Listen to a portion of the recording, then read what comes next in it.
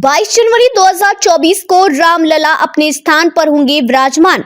इंद्रेश कुमार, राष्ट्रीय स्वयंसेवक संघ। 22 जनवरी से 27 फरवरी तक अयोध्या में महोत्सव मनाया जाएगा।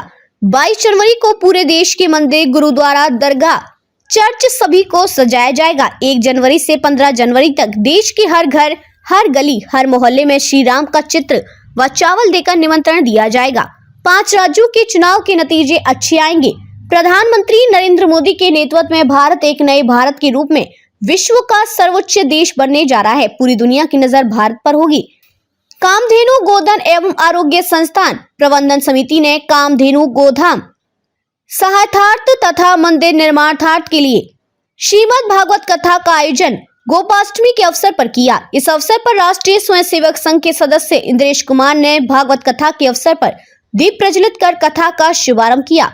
विश्व विख्यात भगवताचार्य परम गौ भक्त संजीव कुमार ठाकुर ने भागवत गीता आरंभ की तथा कामधेनु गोधाम एवं आरोग्य संस्थान में लोगों ने भगवत गीता को बड़े ही सुंदर तरीके से सुना।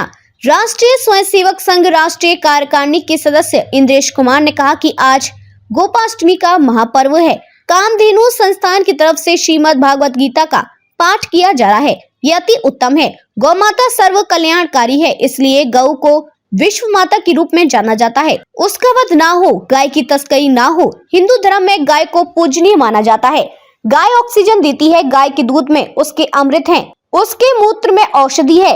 इंद्रेश कुमार ने 5 राज्यों में हो रहे चुनाव को लेकर कहा कि लोकतंत्र है, लोग अपना वोट डालेंगे, जो भी परिणाम आएगा सबको स्वीकार करना होगा। उन्होंने कहा कोई चुनाव ना तो सेमीफाइनल होता है ना ही फाइनल होता है, जो भी परिणाम आएंगे बहुत अच्छे आएंगे। उन्होंने कहा इतना जरूर है, आज देश के प्रधानमंत्री नरेंद्र मोदी के नेतृत्व में भारत एक नए भारत के रूप में विश्व का सर्वोच्च देश बनने जा रहा है। पूरी दुनिया की नजर भारत पर होगी। पूरी दुनिया भारत की ओर देख रही है। भारत देश युद्ध मुक्त, दंगा मुक्त देश है। पूरे विश्व में भारत अपनी अहम भूमिका निभा रहा है। इंद्रेश कुमार ने राम मंदिर पर कहा कि 22 जनवरी 2024 को रामलला अपने स्थान पर विराजमान होंगे। उस समय से लेकर 27 फरवरी तक अयोध्या में महोत्सव के रूप में मनाया जाएगा। उन्होंने कहा कि 22 जनवरी को देश के जितने भी छोटे बड़े मंदिर, गांव, गली, मोहल्ले सभी को सजाया जाएगा। श्री राम, जय जय राम की एक माला होगी। लोग अपने अपने धर्म के अनुसार पूजा करेंगे। अयोध्या से जो प्रसाद आएगा वह हर जिला, गाँव में पहुंचेगा। हर व्यक्ति को प्रसाद मिलेगा। 1 जनवरी से 15 जनवरी तक राम का चित्र और अक्षय चावल हर घर घर निमंत्रण पहुंचेंगे। 22 जनवरी को एक बड़ा दीप उत्सव मनाया जाएगा। उन्होंने कहा कि सभी मंदिरों, दरगाह, चर्च, सनातन मंदिर सभी को सजाया जाएगा। उसी दिन शाम को हर गली, मोहल्ले, घर, दुकानों पर चिराग रोशन करें। चारों ओर प्रकाश होगा, अंधकार का नाश होगा। पूरा देश 22 जनवरी को शुभ दिन के रूप में मनाएगा। आज गोपाष्टमी का महापर्व है। कामधेनु संस्थान इस महापर्व पर श्रीमद् भागवत का पाठ कर रही है। यह अति उत्तम, श्रेयस्कर, पुण्य प्रदाता महायज्ञ है। गाय ऐसा प्राणी है जो सर्व कल्याणकारी है, इसलिए गाय विश्व माता के रूप में प्रतिष्ठित हो, ना कि उसका वध हो, ना कि उसकी तस्करी हो।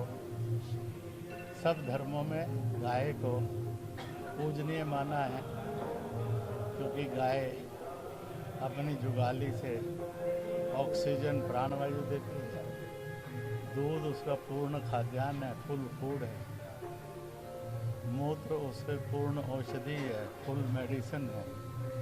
इसी प्रकार से उसका गोबर फुल एनर्जी है, पूर्ण ऊर्जा है। इतना ही नहीं है, जितने जहरीले तत्व बनते हैं गाय उनका विसर्जन नहीं करती, सब अपने शरीर में रखकर और एक वैज्ञानिक सिद्धांत को, स्वास्थ्य सिद्धांत को जन्म देती है। जहर जहर को मारता है, इसलिए जैसे जैसे गाय को सहलाओ उसके जहर मानव शरीर के, शरीर मन बुद्धि के जहरों को ख़त्म करती है, नाश करती है। इसलिए कहते हैं कि गाय से मंगलकारी कोई प्राणी नहीं है। यहाँ आए और दूर मेवात के इस क्षेत्र के अंदर सतपाल गुप्ता जी ने और उनकी पत्नी शशि ने मिलकर सब लोगों को साथ लेते हुए, और क्या अकेला नहीं कर सकता, इसका एक जीवमान उदाहरण रखा है कि अगर ईश्वर भक्ति हो जाए, मन में संकल्प हो जाए, तो एक विलक्षण और क्रांतिकारी काम भी वो कर सकता है। इसको पहले भी देखा, आगे भी देख रहे हैं, और मुझे लगता है कि इसको और अधिक विकसित होते हुए ये मेवात की और मानवता की कायाकल्प का एक सुंदर उदाहरण बनेगा। आज श्रीमद् भागवत का पाठ भी प्रारंभ हुआ है, जिसको सुनना और जिसमें आकर रंग जाना आदमी को उसके पापों से मुक्त करता है और पुण्य प्रदान करता है। और ठाकुर जी अपनी मधुर वाणी से उस ईश्वरीय प्रसाद का वितरण कर रहे हैं। मुझे ये लगता है गाय आधारित अगर स्वास्थ्य, गाय आधारित अगर अर्थव्यवस्था बने तो विश्व को भ्रष्टाचार से, मिलावट से, हाहाकार से मुक्त करके, संघर्षों से मुक्त करके आनंदमयी बनाया जा सकता है। इस प्रकार से गोपाष्टमी का ये संदेश जन जन तक जाए, यही आज के इस कार्यक्रम का और पर्व का उद्देश्य है। सर, 5 राज्यों में चुनाव है, क्या कहोगे 5 राज्यों के चुनाव? चुनाव हो रहे हैं, लोकतंत्र है, लोग अपना वोट डालेंगे, जो भी परिणाम आएगा सबने उसको सहर्ष से स्वीकार करना चाहिए। परंतु कोई चुनाव ना सेमीफाइनल होता है ना फाइनल होता है, क्योंकि बार बार आता रहता है, और इसलिए जो भी परिणाम आएंगे अच्छे आएंगे। परंतु इतना जरूर है, आज के प्रधानमंत्री श्री नरेंद्र मोदी के नेतृत्व में भारत एक नए भारत के रूप में, विश्व का सर्वोच्च देश बनने के रूप में तेज गति से आगे बढ़ रहा है। दुनिया भारत की ओर निहार रही है कि युद्ध मुक्त और दंगा मुक्त दुनिया बनाने में भारत अपनी भूमिका निभाए। प्रदूषण मुक्त और छुआछूत मुक्त में भारत अपनी भूमिका में अग्रणी बने। दुनिया चाहती है कि दुनिया के अंदर नारी के शोषण से और गरीबी, अनपढ़ता और अपमान से मुक्त होकर एक श्रेष्ठ विश्व भारत बने और विश्व को बनाए। इसकी उम्मीद आज के नेतृत्व से दुनिया को बनी है। राजनीति में जन समझे और इस तरफ बढ़े, यह अधिक महत्वपूर्ण है। राम मंदिर 2024 में क्या कहना है? 2024 22 जनवरी को रामलला अपने अधिकृत स्थान पर विराजमान हो। उस समय से लेकर 27 फरवरी तक अयोध्या में महोत्सव के रूप में रहे। 22 जनवरी को देश के जितने भी छोटे बड़े मंदिर हैं, गांव-गांव के अंदर, गली मोहल्लों के अंदर, किसी भी मत पंथ के हों वो सजे, श्री राम जय जय राम की एक माला हो, फिर अपने अपने धर्म के अनुसार लोग पूजा करें। अयोध्या से जो प्रसाद आया होगा वह जिला जिला में, ब्लॉक ब्लॉक में पहुंचेगा। लोकल प्रसाद बनाकर उसमें डलता जाएगा, हर जन को प्रसाद मिले। 1 से 15 जनवरी तक राम का चित्र और अक्षत चावल यह घर घर पहुंचेंगे, जो निमंत्रण देंगे। मिलकर 22 जनवरी को एक बड़ा दीपोत्सव मनाएं, सब भेद खत्म हो जाए, सब नफरतें मिट जाएं और सब एक रस होकर एक हो जाएं, इसका संदेश देंगे। इसलिए अपील की गई है, मंदिर से जाएं।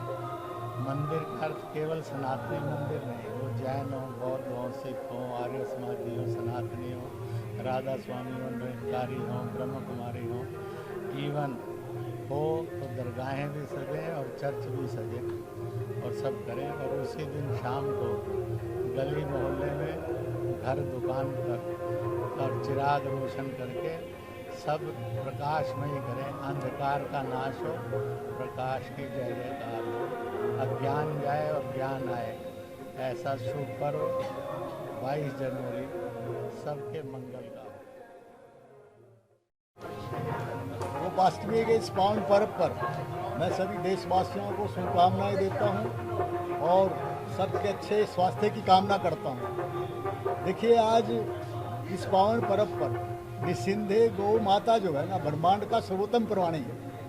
और इस मेवात के पिछड़े हुए क्षेत्र में हमने जो ये यहाँ पर आज देखा है कि वास्तव में गौ माता की वो प्रतिष्ठा, वो सम्मान मिले, उसके लिए हम प्रयासरत हैं।